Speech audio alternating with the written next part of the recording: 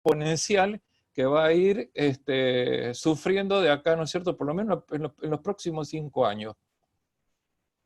Bien, ¿y cómo estamos hoy? O sea, realmente estamos en una situación donde, o sea, nadie niega que todas las empresas estamos trabajando y usando un montón de servicios de la nube. Es decir, muchísimas empresas están usando servicios de la nube. Ya no es más, digamos, el desafío de que, o la novedad de que vamos a ir a la nube. El tema es que la nube ya está y ya se quedó. Aparte, es más, atado a la nube, no solamente los datos a veces pasan por la nube, porque otras veces pasan por el mar. De hecho, la gente de Microsoft termina de sacar del lecho del mar una base de datos, un centro de aplicaciones que estaba en el lecho del mar, porque hacía 2 años que lo tenían a prueba y de esa forma veían que, digamos, no tenían el procesador, digamos, el proceso asegura mayor continuidad que en otras dimensiones. O sea, que los datos, sabemos que creemos que van por la nube, en realidad van por la Tierra, como sabemos, y a veces van por el fondo del mar. Bien. También, como evolución de tecnología, Japón construye un robot de 20 metros que puede andar, que es reciente, ¿no es cierto? ¿Para qué? Para levantar los containers en el puerto, digamos, el robot se puede arrodillar, digamos. Esto es cosas que parecían de los Transformers que veíamos en la serie, digamos, de televisión, ya lo tenemos en la práctica. Y el tema que tenemos de la computación cuántica, que está a la vuelta de la esquina, además de Microsoft, Alibaba, Tencent, Nokia, Airbus, HP, Toshiba, Mitsubishi, etcétera, digamos, hay empresas como Rigetti, Biogen, Volkswagen y Amsen que están investigando y trabajando en aplicaciones de computación cuántica. A ver, si les puedo mostrar, y me lo deja el sistema, a ver, entonces, vamos a ver. Muy bien.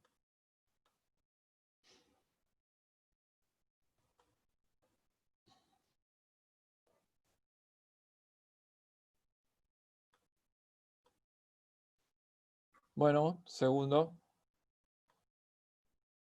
Bueno, quería mostrar un video, pero parece que no quiere, la máquina no lo quiere dejar. No se cuelga. Un segundo. Ahí va. Bien, ahora sí. Bien, a ver si les puedo mostrar. Esto ya no es más algo, digamos, que va a pasar en el futuro, digamos. De hecho, ya está. Esta es una serie que la verdad que desde que la vi me quedé enganchado con la cantidad de lo que muestran los ejemplos de la información y cómo hacen las proyecciones de la información y pueden hacer ir hacia atrás o ir hacia adelante, o sea, de ir hacia atrás para una persona, de recopilar toda la historia y decir qué pasaba, cómo eran las imágenes de 20, 30 años para atrás y proyectar hacia el futuro y decir, bueno, ¿qué voy a hacer en el futuro? Bueno, la verdad que cuando uno mira esta serie lo hace repensar bastante. O sea, también en el tema de contexto, el 15 de julio de 2020 hackearon las cuentas de Obama, Biden, Musk, Gates, Bezos y Apple. Bien, pero lo que más me llamó la atención, que más fue como es choqueante, que el 18 de septiembre del 2020 los ataques ransomware a hospitales han acabado cumpliendo un macabro destino. O sea, una mujer que necesitaba tratamiento urgente tuvo que ser trasladada a otro hospital porque tenía cerca a un hospital, digamos, de Alemania y estaba colapsado por un ciberataque. Esto fue un golpe, digamos, muy bajo que pasó el 18 de septiembre. Y en este sentido, acá tenemos y empezamos a ver las brechas de información y, por ejemplo, en este sitio podemos ver que hay más de 30.000 registros perdidos, por lo menos en lo que están como es a la información de actualización a mayo de 2020. A ver, si lo miramos por sensibilidad, vamos a encontrar, ¿no es cierto?, que empresas como Capital One, a ver, que tuvo el desfalco que tuvo, digamos, el robo de información que tuvo el 29 de julio de 2019, u otros casos como, a ver, vamos a ver, otra situación de 6,9 millones de registros dañados, etcétera, digamos, pero esto cuando vamos y vamos a ver todo el panorama de la cantidad de registros, podemos así y entrar por cada uno, ¿cierto?, de estos globitos, donde nos vamos a asombrar de la cantidad de registros de brechas de datos y de hackeos que hay que están registradas en el mundo. Entonces, dicho esto, tenemos que pensar en cómo proteger el dato, porque la verdad que ante la evolución que tenemos y la tecnología, o sea, la cantidad de datos que estamos usando, la tecnología que cambia, y las brechas de datos y los hackeos que están cada vez evolucionando más, siempre tenemos que tratar de ver cómo nos focalizamos en proteger el dato. Entonces, ¿qué marco de referencia podríamos utilizar? Bueno, acá directamente les voy a recomendar que marco podríamos usar la formación CSM que da ISACA, por ejemplo, donde la formación me dice que tiene 4 dominios y que me habla del gobierno de seguridad de la información, la gestión de riesgo, programa de seguridad de la información y la gestión de incidentes de seguridad de la información. Pero ¿qué pasa? En la formación de ISACA del director de seguridad de la información, también tiene una certificación que se llama CCX y que la certificación CCX me expande hacia los conceptos de ciberseguridad. O sea, este es el que gobierna la seguridad y este es el que trabaja, digamos, técnicamente con los aspectos de ciberseguridad. Y le da los conocimientos de las redes, de los sistemas, de los datos, la respuesta a incidentes, implicancias de seguridad, digamos, en línea con la arquitectura, o sea, de seguridad que necesita para la gestión del gobierno de seguridad de la información. Ahora, para gobernar la seguridad, en vista de proteger los datos y proteger la información de la organización, nosotros cuando abrimos la parte de seguridad de la información, hay un dominio que se llama gestión de riesgo. Este dominio de gestión de riesgo se amplía y en realidad tiene los 4 mismos dominios que tienen la certificación RISC. O sea, donde tiene la identificación del riesgo, la evaluación de riesgo, tratamiento y monitoreo de riesgo, que están en todos los modelos de las normas ISO, desde la 31.000, la 27.005, digamos. Este está basado en que no puedo evaluar un riesgo que no lo haya identificado, no puedo tratar un riesgo que no lo haya evaluado y no puedo monitorear, digamos, los riesgos si no ha hecho todo este círculo. Pero este análisis de riesgo es lo fundamental para que tener un gobierno de seguridad de la información y en base a los riesgos yo decida qué programas, qué cosas son preventivas y qué temas los llevo como gestión de incidentes en forma reactiva. Bien, dicho esto, entonces, ¿qué enfoque nos vamos a poner como más efectivo? Vamos a seguir desde la parte de riesgo para cómo trabaja para seguridad de la información. Y digo, ¿cómo voy a identificar el riesgo? Pensando en proteger el dato. ¿Cómo voy a identificar el riesgo? Bien, según ISACA, otra vez con la certificación CSM, nos dice que nosotros no tenemos que enfocarnos en los datos, que la seguridad de la información tradicionalmente se enfocaba en los sistemas de TI, en los sistemas. Pero los dueños de los procesos consideran los sistemas de TI como herramientas mientras los datos producidos tienen valor. ¿Qué hace? La integridad, o sea, lo que tiene valor son los datos. Los datos tienen valor. Y la integración con el gobierno corporativo se vuelve más fácil con un enfoque a los datos. O sea, me tengo que enfocar a los datos para integrarme a lo que necesita el negocio, porque lo que necesita el negocio es que los datos sean consistentes y que estén seguros para lograr los objetivos del negocio. Bien. Pero saliendo de Isaka, nos vamos a Masherit, por ejemplo, y Masherit nos dice que hay que enfocarse en los datos. Y también que dice, por ejemplo, en el punto 5.3 de la metodología de Masherit dice, para valorar los activos. ¿Cómo tengo que hacer para valorar los activos? Siempre conviene valorar la información o los datos que constituyen la razón de ser del sistema de información. Y los servicios, hacer un modelado de los servicios finales, a ver, que también conviene valorarlo. O sea, el servicio que entrega tecnología. Ahora, el resto de los activos puede frecuentemente pasar sin valor.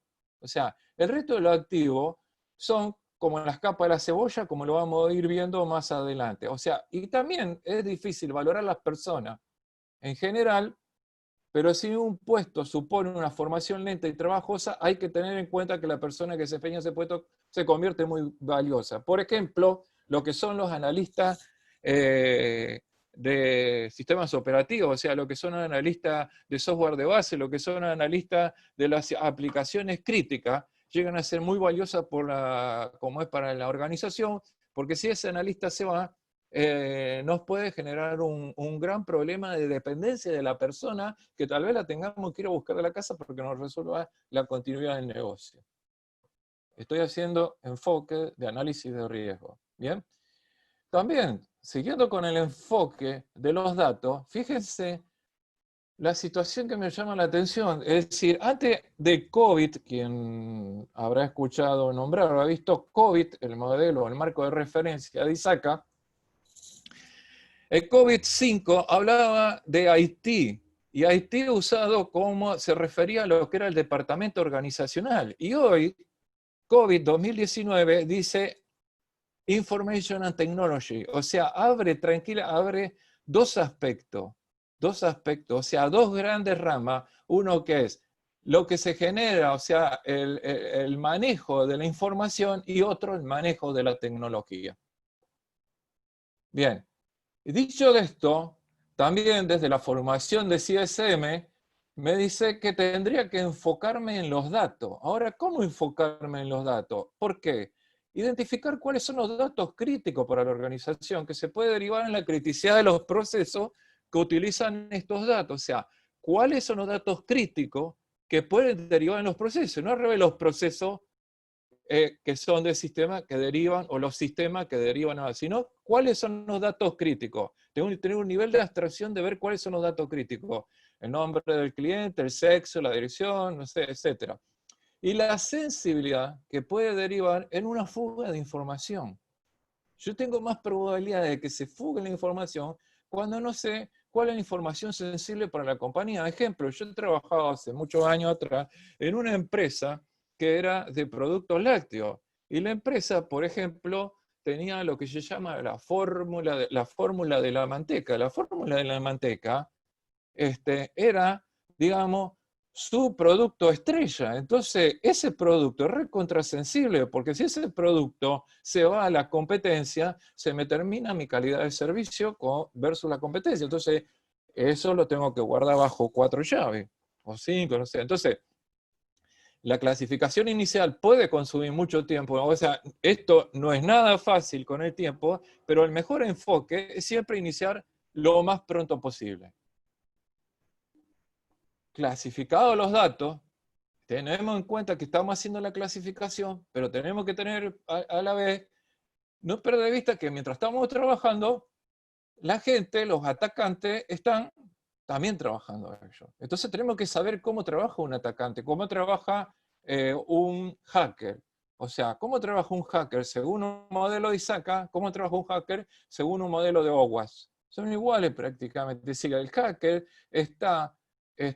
tiene una motivación, tiene un perfil, esto que genera un agente, o sea, un tipo de amenaza a una persona con un perfil de amenaza, genera una amenaza, explota una vulnerabilidad y va a explotar a impactar con un activo.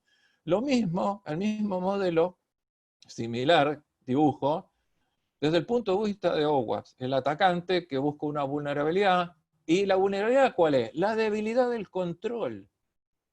La vulnerabilidad, presta atención, la vulnerabilidad y la debilidad del control. Y con esta debilidad del control se aprovecha de una función técnica y genera un impacto en el negocio. Bien.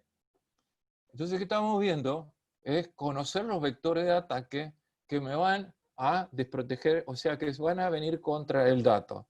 Bien, entonces, una vez que conocí, que conozco, digamos, los vectores de ataque o que tengo en cuenta permanentemente, voy haciendo lo que se llama identificando los riesgos. Y tradicionalmente, tengo esto en la cabeza, tradicionalmente este triángulo, y este triángulo en la cabeza es lo que me hace ver a mí que veía a los sistemas, los servidores, digamos, las capas de la cebolla, las redes departamentales, el dominio y la parte de extranet, digamos. Esta es toda la parte de intranet donde veo el mapa de dependencia. Y la vista que se ve prácticamente, digo, para una aplicación de depósito, que tenía una visión donde veía la aplicación de depósito relacionada con el depósito, digamos, en el negocio, tiene un servicio externo, un servicio interno, y tiene aplicaciones. Aplicaciones puede tener web, la de caja de ahorro, la de cuenta corriente, la de base de datos, o sea, prácticamente un mismo nivel, con distinto peso. Esto va a ser un 100%. De este lado un servicio interno, la aplicación de caja de ahorro, de cuenta corriente, un servidor, la intranet, o sea, vengo por el lado del extranet, que tengo un servidor de extranet, un firewall que tengo en la intranet, tengo un servidor de aplicación, una base de datos. Entonces puede ser una... El tema es que este tipo de análisis, que es viniendo desde los sistemas, o sea, poniendo en el tope a los servicios o a los sistemas, no me deja de ver cuando un vector de ataque viene por otro lado, porque yo estoy como con la vista sesgada en esta situación. Entonces, si yo veo lo que viene acá, pero acá me hacen un ataque, un uso de un SQL con un SQL por fuera de la aplicación, no lo veo. Un acceso con una clave hardcodeada por fuera de la aplicación, no lo veo. O sea, yo lo que estoy viendo es esto, como si tuviera las dos orejeras desde aquí. Bien. Y me llegaron al dato por fuera de la aplicación. Ahora, si tomo una vista de 360 grados, me paro en el dato, desde el medio, me paro en el dato y tomo una vista de 360 grados, me cambia el mapa, porque a partir de depósito voy a ver los datos de los clientes, los datos de cuenta corriente, los movimientos, los saldos, etcétera, cómo pesa todo esto. Y atrás voy a ver cuál es el servicio, cuál es la aplicación. Es como que cambié el orden de las dependencias.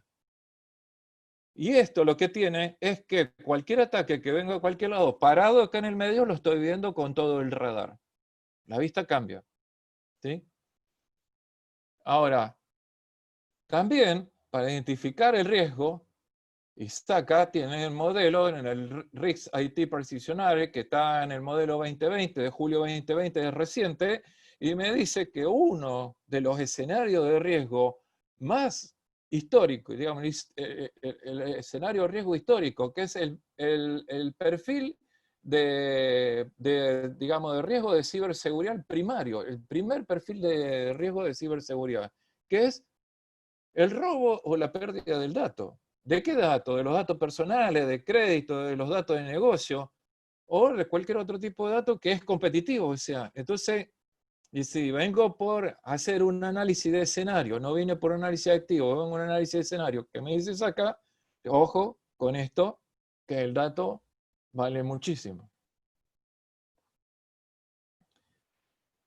Y ahora, si identifico el riesgo y dije, vengo por mapa, por activo, vengo por 360 grados y una visión desde el dato, o vengo por análisis de escenario, podría haber esto, lo traigo en una experiencia de algo que lo he analizado, y digo, bueno, a ver, ¿qué pasa? Tengo en activos procesos de nivel 1, procesos de negocio, procesos de TI, aplicaciones, motores de base de datos, tabla, datos de TI, etcétera, todo esto acá. TI son elementos de tecnología. Entonces, ¿qué pasa? ¿Cuál es el universo? Tengo detectado que tengo 100 procesos de negocio. Hemos detectado, había 100, es más, estábamos en una discusión si eran 100 o 101. Bien. 30 procesos de TI, 350 aplicaciones, 5 motores de base de datos, 10.000 tablas. Y acá hago un cálculo, qué datos, porque no los tenía exactamente, determinado un promedio de 10 datos por tabla, con lo cual serían 100.000 datos. 250 TI. Cuando sumo todo este universo, me da 110.735 activos para analizar. Cuando digo esto, se caen todo de espalda. Porque nadie entonces ve todo este universo, ve todo este bosque, y como entonces dice, no sabe por dónde empezar primero. O no hace nada, o quiere hacer todo, o no hace nada. Entonces se ve con todo esto, se desespera. Entonces es decir, ¿cuál es la estrategia? Entonces digo, empezaron una estrategia top-down, por activo, haciendo un análisis de confidencialidad, integridad y disponibilidad, digamos, desde la capa de sistema. Entonces digo, por activo, desde los procesos de negocio y desde los sistemas de aplicación. Todo esto, por acá, perdón, vengo y sumo, ¿no es cierto?, 350 aplicaciones. Y sumo 5 motores de base de datos, por ejemplo. Y los procesos de TI, le hago un análisis por escenario. O sea, lo miro así, de otra forma. Ahora, igual, llego a 735. Pero 735 no me sirve, porque lo que estoy mirando son motores de base de datos. O sea, está todo muy lindo, pero motores de base de datos. Estoy mirando 5 motores de base de datos. Entonces, ¿qué pensamos? SQL Server, pero no veo, es decir, voy a mirar cómo funciona el motor, cuáles son las configuraciones del motor de base de datos, pero si alguien me accede a un dato por fuera de la aplicación, o sea, no tengo control de eso. Entonces, ¿qué sería? La alternativa B, similar, pero empiezo a considerar las tablas. Y las tablas y todo, yo llego a 10.435, este es el universo que tengo. Pero ¿qué pasa? Que bajé, dije, acá tomo los procesos críticos de negocio, no todos los 100, 30 procesos críticos, los sistemas son todos críticos, 10.000 tablas de datos, 10.000 tablas, pero no consideré los datos. Y si voy considerando los datos, los números van sumando. Para no marearlo los números, digo, al último trato de elegir algo que combine y que me quede con un número que sea razonable, donde estoy entrando por distintas dimensiones. ¿Se entiende? Estoy entrando por los procesos en forma dependiente, por escenario, los 30 procesos de TI, y estoy analizando los datos. Bien, esta es una metodología para ver cómo llegamos a analizar las vulnerabilidades de los datos. Ahora, ¿cuáles serían los catálogos de la manera? Se empieza a analizar y después tengo que empezar a hacer el análisis y me topo con los catálogos. Y empiezo a hablar de los catálogos y dice, ¿qué vamos a analizar? Y por ejemplo, en la práctica lo que tocó hice un mapa de Mastery, de la ISO 27005, Basilea, y los escenarios que tenía COVID-5, no el escenario COVID 2019, no está actualizado. Y acá, ¿qué es lo que vemos? Que en todos los casos que hay, degradación de información, destrucción, divulgación, todos los que tienen temas de información. Fíjense, estos catálogos son mucho más grandes, pero fíjense en la cantidad de ítems del catálogo que están relacionados con alteración de información. Y esto está mapeado con la 27005, Basilea dice, es un fraude interno. ¿Es un fraude interno o es un espionaje remoto? Me dice, y esto es una intercepción de información. Pero yo sé, puedo usar Mastery, puedo usar COVID, donde dice, me da información y donde voy al detalle después para verlo. Y si quiero ver los escenarios, con el RIS-IT Practitioner Guide de ISACA del 2020, de julio del 2020, tiene 18 escenarios de riesgo. El escenario 18 es justamente la alteración de datos de datos, donde me da distintos riesgos genéricos, del dato. El tema es que está número 18, y es el último, hay 17 escenarios antes. Bien, el escenario es parecido a los anteriores que vimos, donde es el uso de información sensitiva, no autorizada, donde puedo borrar datos, usar datos, etcétera, todo para que no entrar en detalles, mostrárselo, que no es el objetivo de esta reunión. Ahora, siguiendo los catálogos, yo puedo tener los catálogos más lindos del mundo. O sea, yo puedo tener, el tema es que puedo identificar los riesgos mediante una variedad de métodos. ¿Esto qué incluye? Por ejemplo, opinión, una reunión con expertos, donde uno hace la reunión para analizar riesgo, que podría poner una persona del sistema, el propietario del activo y una persona, por ejemplo, de riesgo, o cualquier otro experto. Entonces hace lo que se llama los restos de reuniones para discutir los riesgos. Ahora, puede tener métodos inductivos de análisis teórico que está basado en lo que terminamos de ver antes, en lo que vimos antes, que era el análisis de riesgo según una de las tablas. O finitamente puedo hacer un análisis teórico teniendo en cuenta las vulnerabilidades, por ejemplo, que me da el CERT, que me trae INCIBE, que trae Mitre, o que me trae y saca con el Smart Brief on Cybersecurity, que es nuevo. Ahora, ¿qué es lo más importante de todo esto?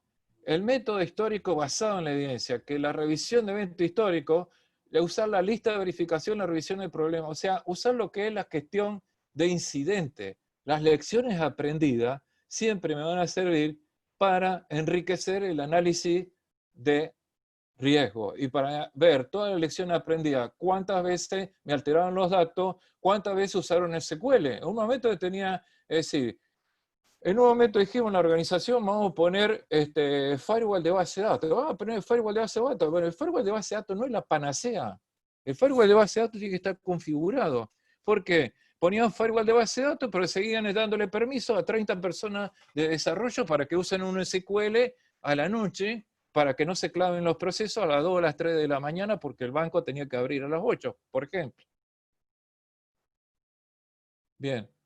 Ahora, ¿qué deberíamos evaluar? Cuando analizamos e identificamos un riesgo, ¿qué tenemos que analizar? ¿Qué? Podemos identificación, o sea, tenemos que ver si tenemos identificación, autenticación, si tenemos firewall, si tenemos IPS, IDS, o sea, Analytics Software, es decir, viniendo un vector de ataque, tengo un firewall, un IPS, un IDS, un Analytics Software, ¿sí? Pero, ¿qué tenemos que tener en la parte de datos? Un firewall de aplicación, un firewall de datos, un encriptor de datos, tunelizar datos, restringir alteración de datos, restringir, digamos, esto es un ejemplo de controles a nivel del dato. Es decir, son capas que tienen controles a nivel del dato. Bien. O sea, los controles, uno es la especificación de cómo se implementan las medidas de seguridad y la defensa por capa, en este caso, o defensa en profundidad, es un concepto importante de diseño de la estrategia de seguridad de información, y en este proceso despliego controles por capa pensando en cómo voy llegando a cubrir, ¿no es cierto?, el dato que es la esencia de la organización. Y los controles diseñados para abordar amenazas y vulnerabilidades específicas pueden ser más rentables que los controles generales, eso obviamente. Bien, entonces, en base a CISM, a Mascheres y a ITIL. Bien, ahora tenemos que analizar los escenarios de riesgo. Una vez que yo identifique todo, analizo los escenarios de riesgo y trato de identificar el estado actual de los controles. Y entonces la pregunta es, ¿cuántos controles tenemos? ¿Cuántos controles A, B y C tenemos? ¿Cuál es la efectividad de los controles? A ver si podemos hacer esto, si pueden entrar en wmenti.com.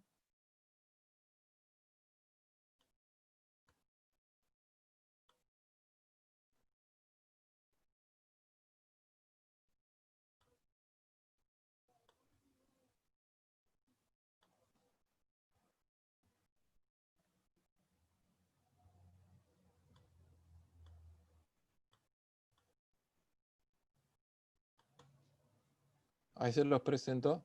Ahí está. Si pueden poner entran a www.menti.com y usan el código 3961670 y me pueden decir esto.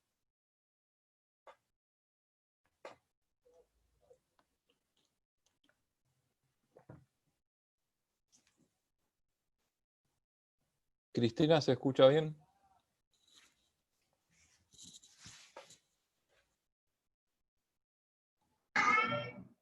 Sí, Héctor, se está escuchando bien. Gracias. Gracias, muy amable.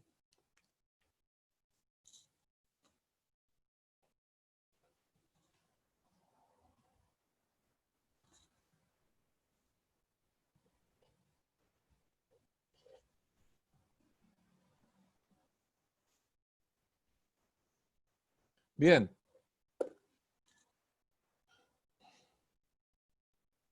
Perfecto. La gente tiene identificado que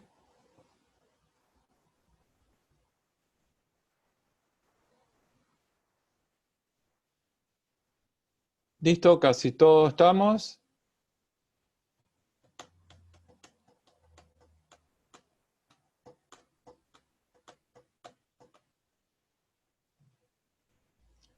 Bien. 50, 150, 50 y más de 150. Entonces,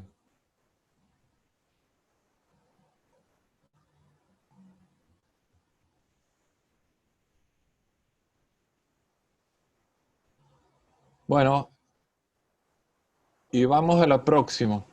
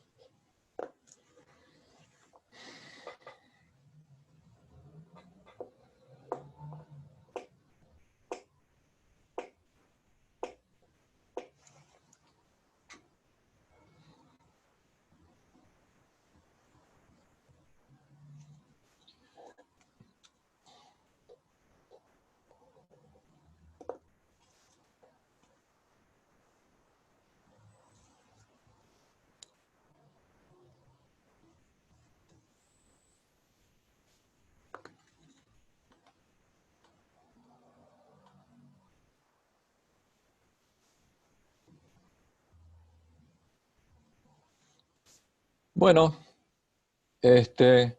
fíjense, tenemos, a ver, ¿me avisa si alguien quiere todavía votar?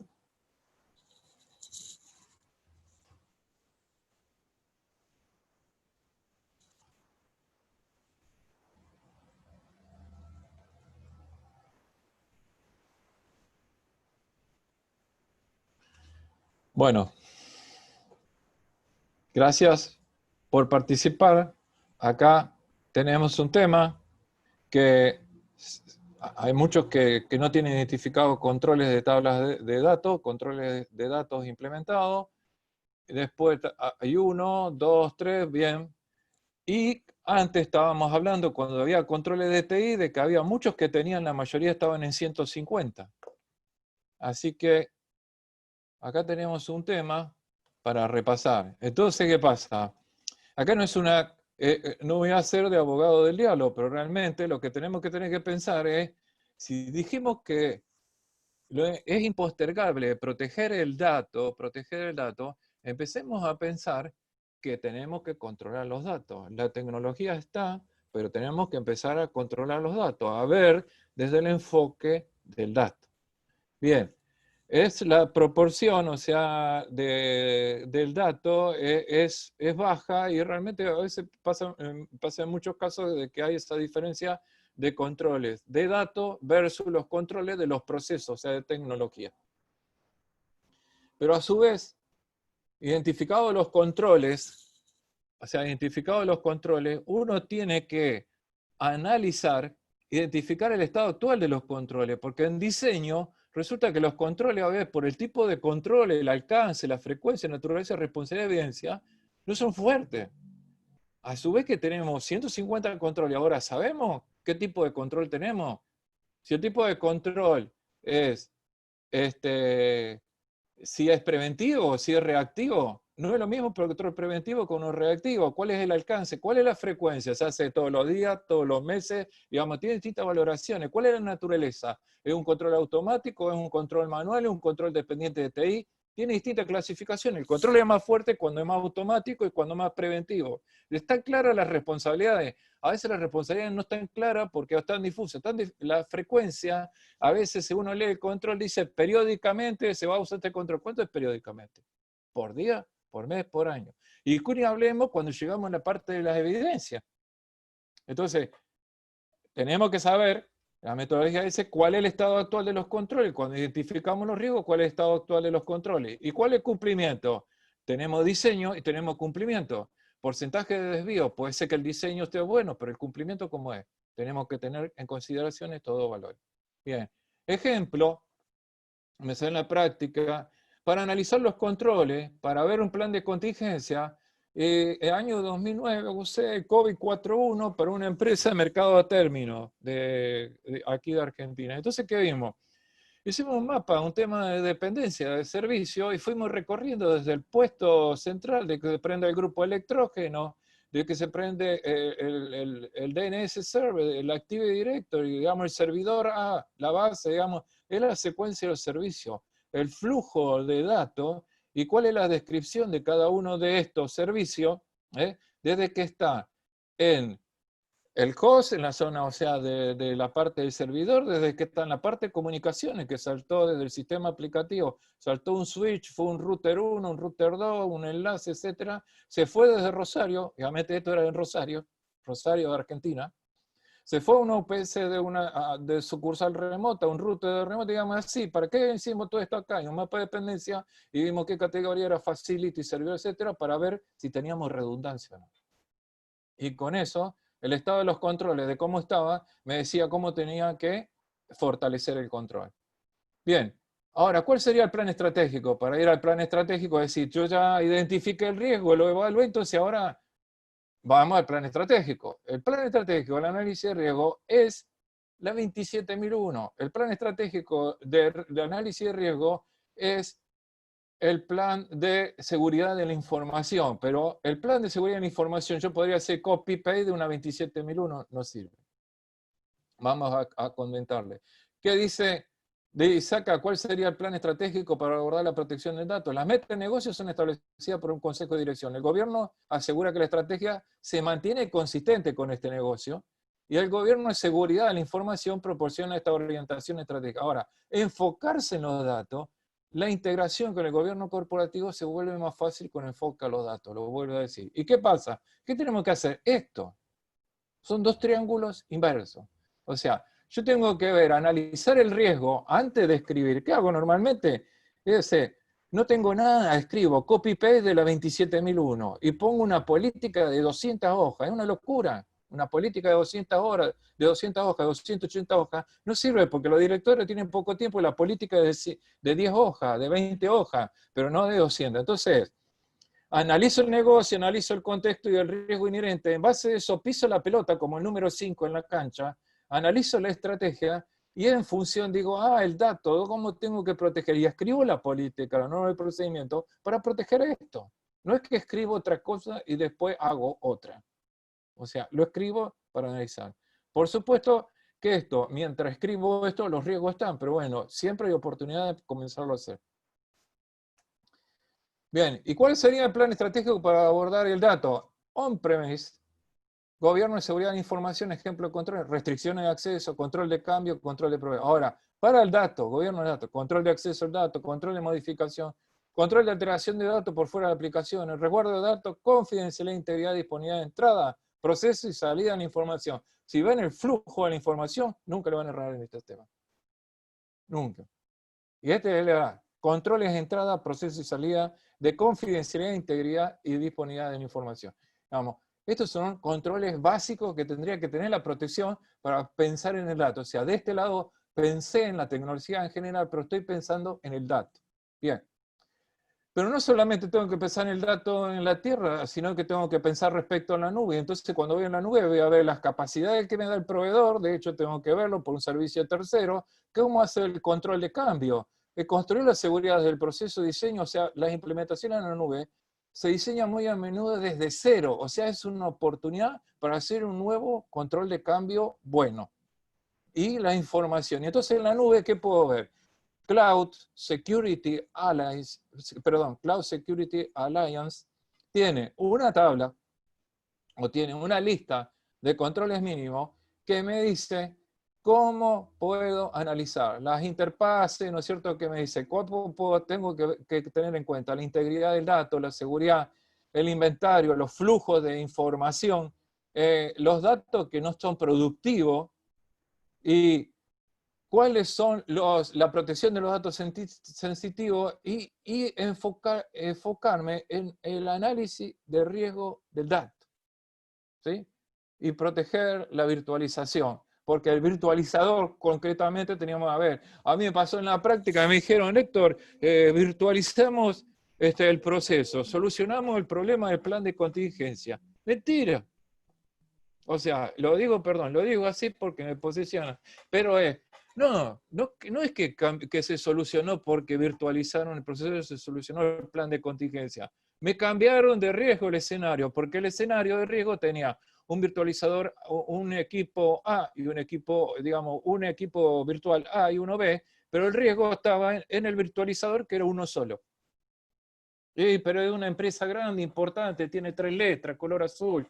Bueno, nunca se cae, etcétera. No, pero pará, yo tengo que asegurar, yo tengo que validarlo eso, ¿sí? Bien. ¿Y cuál es el plan estratégico? Seguimos con protección de datos. Entonces, ¿qué pasa? Protección de datos, por ejemplo, en otro ejercicio, nosotros en Argentina, el Banco Central de la República Argentina sacó una comunicación que se llama 4609 y complementaria, que se basó en una serie de prácticas digamos, puso COVID, puso ISO, puso una serie de cosas, digamos, dentro, puso ITIL, puso una serie de fundamentos dentro de un lavarropa, digo yo, y salió la 4609. Ahora, me dijo los controles que tengo que hacer, pero resulta que que estos controles los diseñaron en vez de que analizando los riesgos. Entonces, cuando hice un mapeo de los riesgos con los controles para entender qué me estaba queriendo hacer controlar. Entonces digo, acá me estás queriendo hacer controlar abuso de información privilegiada, robo de información, divulgación, privacidad de información, confidencialidad, abuso de información privilegiada, abuso de base de datos. Y todo esto le puse un indicador de peso, esto es primario porque se puede mejorar, un indicador de impacto en el negocio, y si esto me impactaba con 1, 0 la variación, en confidencialidad, integridad y disponibilidad de la información. Es un ponderador para poner prioridades de qué tenía que atacar primero. Pero estos son los temas que alcanzaban a aspectos de, de datos, y la norma en sí es mucho más grande, también contempla aspectos de tecnología. Bien, ¿y cuál sería otro aspecto que tome de tema de la práctica? Esto, digamos, es más reciente. Tomé, o sea, para administración pública, tomé la 27001 y dice, vamos a implementar la 27001. Bueno, bárbaro, vamos a hacerlo. Cuando hablo con mis colegas, digo, che, el análisis de riesgo de la 27001, ¿cómo están ustedes? ¿Qué hacen? Y no, dice Héctor, no hay problema, hay que hacer algo para pasar la certificación. ¿Qué tal? Bueno, resulta que empieza a leer la 27001 y hace todo este mapita la 27001. Porque la 27001-2013 agrega el análisis de riesgo, pensando en la valoración de los riesgos, la valoración, en la evaluación del desempeño de los controles, cuáles son los objetivos, el plan, las políticas, los procedimientos, y de acá que baja. De acá aplica, perdón, que llevo en delay.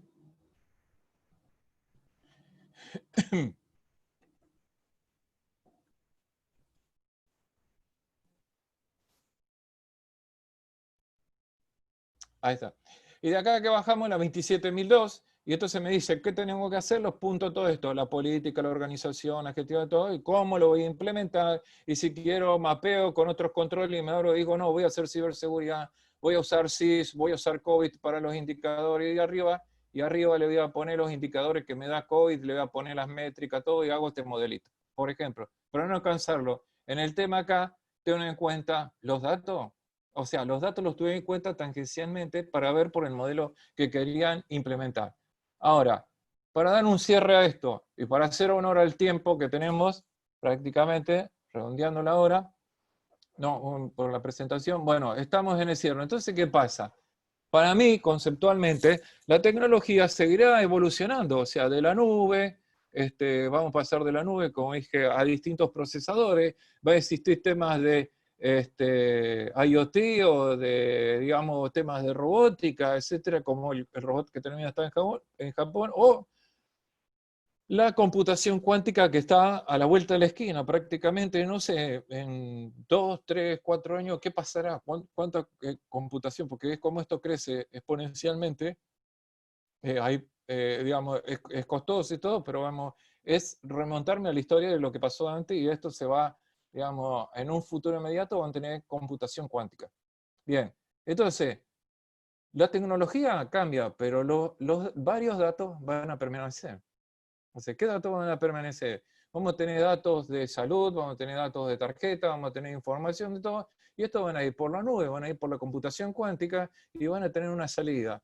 Y van a salir en un celular, vamos a sacarlo, vamos a hacer inteligencia o software analítico, que si uno va a la nube y empieza a buscar software analítico, por ejemplo, si entro en la página de Amazon, me llevo una sorpresa con la cantidad de software analítico que está cargado.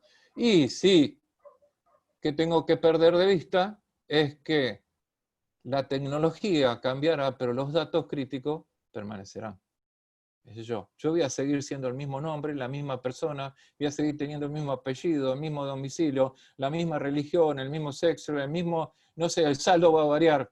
O sea, algunas condiciones que van a tener. Tal vez voy a cambiar un auto, tal vez voy a tener otras propiedades, digamos, pero hay muchos datos que van a permanecer. O sea, las capas de la cebolla que están afuera me van a cambiar de una computación que estaba en la nube, ya de la computación on-premise, perdón, que tenía a la computación en la nube, a una computación cuántica, todo esto me va a cambiar. El tema, la esencia que está en el medio, va a permanecer.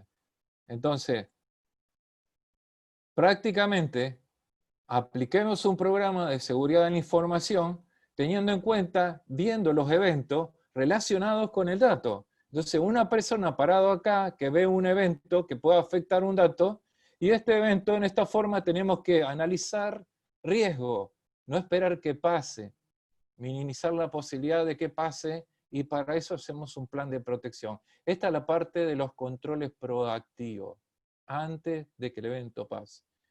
Pero, o sea, o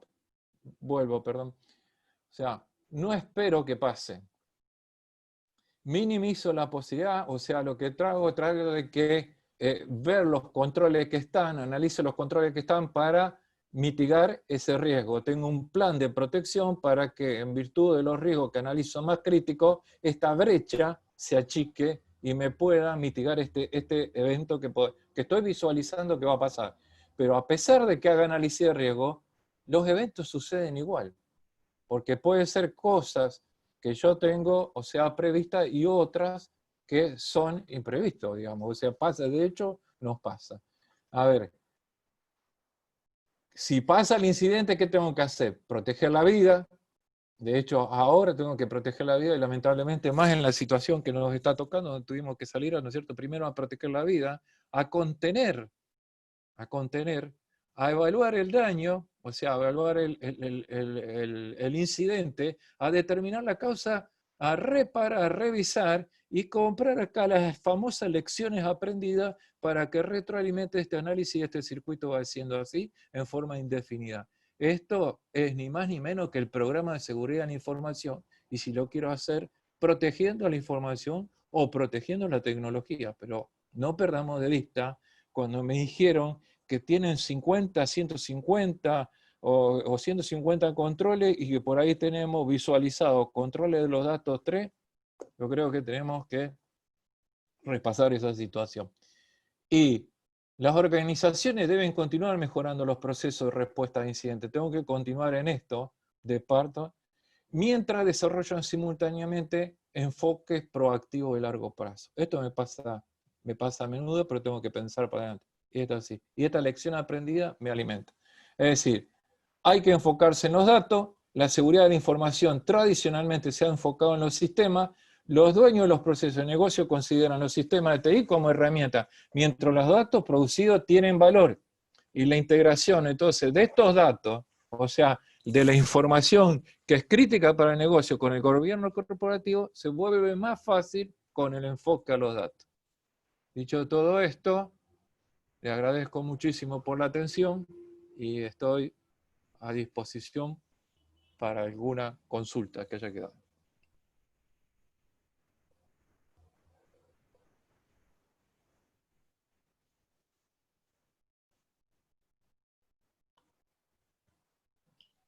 Si quieren pueden hacer las preguntas que tengan en el chat o si se animan a hacerlas,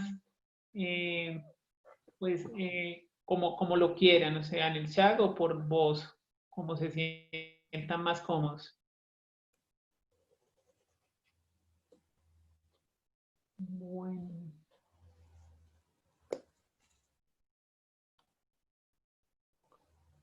No, parece que no tenemos ninguna pregunta. Bueno, entonces, agradecerles la participación en este webinar. A Héctor, muchas gracias por compartir todos tus conocimientos y experiencias con nosotros. Por favor. Y bueno, mil y mil gracias. Y bueno, como ustedes saben, tenemos webinar periódicos y capacitaciones. Pues estaremos compartiéndoles las invitaciones. Bueno, muchísimas gracias por la participación. Bueno, no, aquí están colocando algunos comentarios. Muchas gracias, Héctor, excelentes detalles. Aterrizaste muy bien algo que era necesario. Encantado, muchas gracias, Wilson. Concepto aterrizaste, entiendo que es de conceptos que están más abstractos, pero la ansiedad de poner protección de datos, no debemos perder de vista la integración con el análisis de riesgo. El análisis de riesgo pensando en el dato. El dato va a permanecer, la tecnología va a cambiar, pero el dato va a permanecer. Esa es mi posición. Y creo que a los tiempos más acelerados de lo que nos imaginamos. Ok, muy bien. Bueno, mil gracias a todos por la participación y a Héctor, pues nuevamente mil gracias por compartir con nosotros toda esta información. No, por favor, muy agradecido por la invitación, a Alex, Fabián y a ti mismo. Y bueno, a disposición por cualquier cosa que quieran interactuar sobre este tema. Perfecto.